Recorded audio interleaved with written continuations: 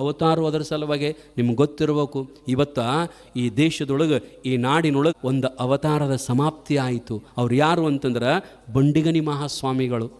ಬಂಡಿಗನಿ ಮಹಾಸ್ವಾಮಿಗಳು ಅವ್ರದ್ದು ಈ ಜಗತ್ತಿನೊಳಗೆ ಕೃಷ್ಣಾವತಾರ ಹೆಂಗೆ, ರಾಮಾವತಾರ ಹೆಂಗೆ, ಬೌದ್ಧಾವತಾರ ಹೆಂಗಿದ್ವಲ್ಲ ಹಂಗೆ ಮತ್ತೊಂದು 11ನೇ ಅವತಾರ ಯಾವುದಾದ್ರೂ ಇದ್ರೆ ಅದು ಬಂಡಿಗಣಿಯ ಬಸವಗೋಪಾಲ ಮಹಾಸ್ವಾಮಿಗಳದು. ಬಂಡಿಗಣಿ ದಾನಶೂರರು ಎಂಥವ್ರು ನೋಡ್ರಿ. ಅವರಲ್ಲಿ ಎಂಥ ಶಕ್ತಿ ಇತ್ತಂತಂದ್ರೆ ಸಾಕಷ್ಟು ಮಂದಿದು ಕೇಳೇನು ನಾನು, ಯಪ್ಪ ನನಗೆ ಮಕ್ಕಳಿದ್ದಿದ್ದಿಲ್ಲ, ನಾ ಅವರಿಗೆ ಹೋಗಿ ಆ ಬಂಡಿಗಣಿಗೆ ಹೋಗಿ ಅಪ್ಪ ಅವರಿಗೆ ಬೇಡ್ಕೊಂಡ್ರೆ ಎಷ್ಟೋ ದೊಡ್ಡವ್ರದಾರ್ರಿ. ಅವ್ರ ಹೆಸರು ಇಟ್ಟಾರ, ದಾನಯ್ಯ ಸ್ವಾಮಿಗಳಂತ ಹೆಸರು ಇಟ್ಟಾರ ಮಕ್ಕಳಿಗೆ. ಅಂತಹ ಶಕ್ತಿ ಇತ್ತು ಅವರಲ್ಲಿ. ಮತ್ತು ಪ್ರಸಾದದ ವ್ಯವಸ್ಥೆ, ದಾಸೋಹದ ವ್ಯವಸ್ಥೆ.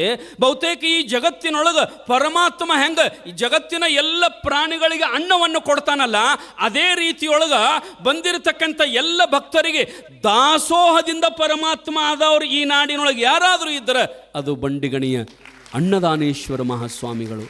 ಅವ್ರ ಹೆಸರು ಹೆಂಗಂತಂದ್ರೆ ಅನ್ನದಾನೇಶ್ವರ. ನೋಡ್ರಿ, ಅನ್ನದಾನ ಅವ್ರ ಹೆಸರಾದ.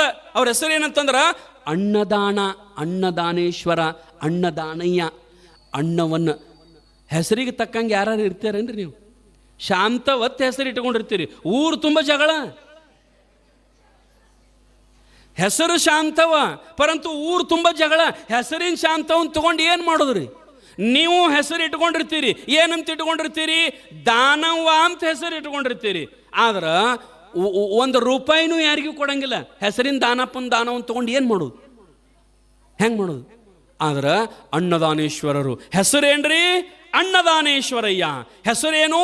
ಅನ್ನದಾನೇಶ್ವರ. ಆದ್ರೆ ಮಾಡೋದೇನು? ಅನ್ನದಾನ. ಎಲ್ಲೆಲ್ಲಿ ಅನ್ನದಾನ ಅಂತೀರಿ ನೀವು?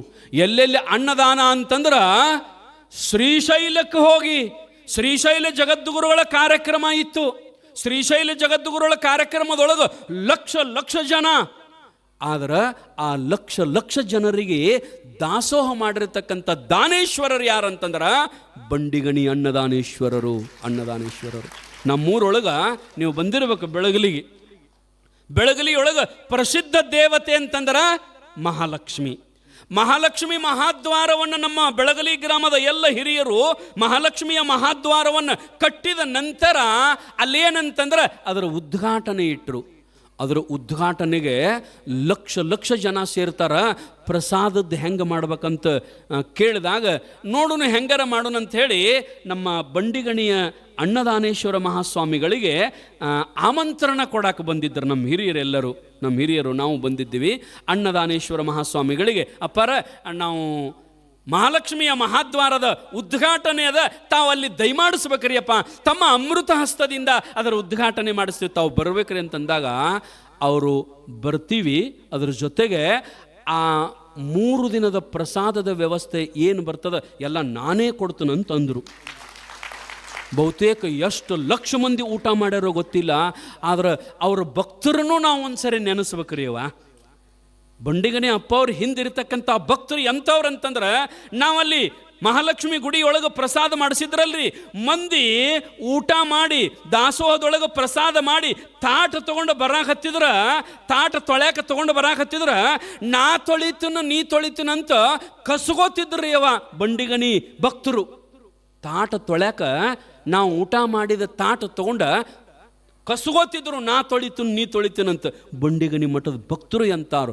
ಬಂಡಿಗಣಿ ಮಠಕ್ಕೆ ಆಸ್ತಿ ಇರಾಕಿಲ್ಲ, ಬಂಡಿಗಣಿ ಮಠಕ್ಕೆ ಶ್ರೀಮಂತಿಕೆ ಇರಾಕಿಲ್ಲ. ಆದರೆ ಬಂಡಿಗಣಿ ಮಠದ ಆಸ್ತಿ ಯಾರು ಅಂತಂದ್ರೆ ಕನ್ನಡ ನಾಡಿನ ಎಲ್ಲ ಭಕ್ತರೇ ಆ ಮಠದ ಆಸ್ತಿ ಅಂತಂದ್ರೆ ಏನು ತಪ್ಪಾಗಲಿಕ್ಕಿಲ್ಲ. ನಾ ಕಣ್ಣಾರೆ ನೋಡಿನಿ, ಇದನ್ನು ನಾ ಕಣ್ಣಾರೆ ನೋಡಿನಿ. ಅಂತಹ ಬಂಡಿಗಣಿಯ ಅನ್ನದಾನೇಶ್ವರ ಮಹಾಸ್ವಾಮಿಗಳು ಇವತ್ತೇನಪ್ಪ ಅಂತಂದ್ರೆ ಅವರಿಗೆ ನಾವೇನು ಅನ್ನಂಗಿಲ್ಲ ಅಂತಂದ್ರೆ ಸಾವು ಅಂತ ಅನ್ನಂಗಿಲ್ಲ ನಾವು ಅವರಿಗೆ. ಯಾಕಂತಂದ್ರೆ ಬಂಡಿಗಣಿ ಮಹಾಸ್ವಾಮಿಗಳು ಸಾಯುವವರಲ್ಲ. ಅವರ ಸಮೀಪ ಮರಣ ಬರೋದೇ ಇಲ್ಲ. ಶರಣರು ಸಾಯರು, ಸಾವನ್ನರಿಯರು. ಅವ್ರು ಮತ್ತೇನಪ್ಪ ಅಂತಂದ್ರೆ ಜಗತ್ತನ್ನು ಉದ್ಧಾರ ಮಾಡಬೇಕು, ಜಗತ್ತನ್ನು ಹೊಟ್ಟಿ ತುಂಬಿಸಬೇಕು, ಜ್ಞಾನ ದಾಸೋಹವನ್ನು ಮಾಡಿಸಬೇಕು, ಅನ್ನ ದಾಸೋಹವನ್ನು ಮಾಡಬೇಕಂತ ತಿಳ್ಕೊಂಡು ಒಂದು ಪರಮಾತ್ಮನೇ ಅವತಾರ ತೊಟ್ಟು ಬಂದಿದ್ದರು. ಎಲ್ಲ ಭಕ್ತರನ್ನು ಉದ್ಧಾರ ಮಾಡಿ ಕೊನೆಗೇನಪ್ಪ ಅಂತಂದ್ರೆ ಎಲ್ಲರೂ ಅವತಾರ ಸಮಾಪ್ತಿ ಆಗುತ್ತಾವ ನೋಡ್ರಿ. ಈ ನಾಡಿನೊಳಗೆ ರಾಮನು ಹುಟ್ಟಿ ಬಂದಿದ್ದ, ಅವತಾರ ಸಮಾಪ್ತಿ ಮಾಡಿದ ಒಂದಿನ. ಈ ನಾಡಿನೊಳಗೆ ಈ ಭೂಮಿ ಮೇಲೆ ಕೃಷ್ಣನೂ ಹುಟ್ಟಿ ಬಂದಿದ್ದ, ಒಂದಿನ ಅವತಾರ ಸಮಾಪ್ತಿ ಮಾಡಿದ. ಹಂಗ ಕೃಷ್ಣ ಹೆಂಗ ಬಂದಿದ್ದೋ, ರಾಮ ಹೆಂಗ ಬಂದಿದ್ದೋ, ಬುದ್ಧ ಹೆಂಗ ಬಂದಿದ್ದೋ, ಅದೇ ಅವತಾರದ ರೂಪದೊಳಗೆ ಬಂಡಿಗಣಿಯ ದಾನೇಶ್ವರರು ಬಂದಿದ್ದರು. ಇವತ್ತು ಅವರ ಅವತಾರವನ್ನ ಸಮಾಪ್ತಿ ಮಾಡಿದರು. ಅದಕ್ಕೆ ನಾವೆಲ್ಲ ದುಃಖ ಪಡಬಾರದು. ಯಾಕಂದ್ರೆ ಅವ್ರು ನಮಗೇನು ಕಡಿಮೆ ಮಾಡಿದ್ರು ಹೇಳ್ರಿ, ಬೇಡಿದವರಿಗೆ ಬೇಡಿದ್ದನ್ನು ಕೊಟ್ಟಿದ್ದರು. ಆದರೆ ನಮಗನ್ನಿಸ್ತದ ಏನಂತಂದ್ರೆ ಇನ್ನೊಂದಿಷ್ಟು ಆ ಪರಮಾತ್ಮನ ಅವತಾರ, ಕೃಷ್ಣಾವತಾರ ಈ ಜಗತ್ತಿನೊಳಗೆ ಇರಬೇಕಾಗಿತ್ತಂತ ತಿಳ್ಕೊಂಡು ನಮಗನ್ನಿಸ್ತದ. ಆದ್ರೆ ಈ ಭೂಮಿ ಹೆಂಗದ ಅಂತಂದ್ರೆ ಅವರವರ ಕರ್ಮಕ್ಕೆ ಅನುಗುಣವಾಗಿ ದೇವರನ್ನೂ ಬಿಟ್ಟಿಲ್ಲ ಅಂತಂದಂಗೆ ಅವರ ಅವತಾರವನ್ನು ಪೂಜ್ಯರು ಸಮಾಪ್ತಿ ಮಾಡಿದ್ದಾರೆ. ಏನಂತಂದ್ರೆ ವರ್ಷದ 365 ದಿನಗಳಲ್ಲಿ 256 ದಿನ ದಾಸೋಹ ನಡೆಸುತ್ತಿದ್ದರು. ಎಂಥ ಇತಿಹಾಸ ನೋಡ್ರಿ. ಬಹುತೇಕ ನನಗನ್ನಿಸ್ತದ ಆ ದೇವರ ಹುಟ್ಟಿ ಬಂದರೂ ಹಿಂಗೆ ಮಾಡಕ್ಕೆ ಆಕ್ಕಿತ್ತೋ ಇಲ್ಲೋ ಗೊತ್ತಿಲ್ಲ. ನೋಡ್ರಿ, 365 ದಿನ ಒಂದು ವರ್ಷಕ್ಕೆ ಎಷ್ಟು ದಿನ ರೀ? 365 ದಿನ ಒಂದು ವರ್ಷಕ್ಕೆ. ಅದರೊಳಗೆ 256 ದಿನ ದಾಸೋಹ ಮಾಡ್ಯಾರತ್ತ ಅವರು. 256 ದಿನ ದಾಸೋಹನ. ಅವರ ಆರೋಗ್ಯ ಕಡೆ ನೋಡಿಲ್ಲ, ಅವರು ತಮ್ಮ ಪರಿವಾರದ ಕಡೆ ನೋಡಿಲ್ಲ. ಅವ್ರು ಯಾವತ್ತು ಯಾರ ಸಲುವಾಗಿ ಬದುಕಿದ್ರು ಇಲ್ಲಿ ತನಕ ಅಂತಂದ್ರೆ ಭಕ್ತರ ಸಲುವಾಗಿ ಮಾತ್ರ ಅವರು ಬದುಕಿದ್ರು. ಇವತ್ತು ಅವರ ಅವತಾರ ಸಮಾಪ್ತಿ ಆಯಿತು. ನಾವು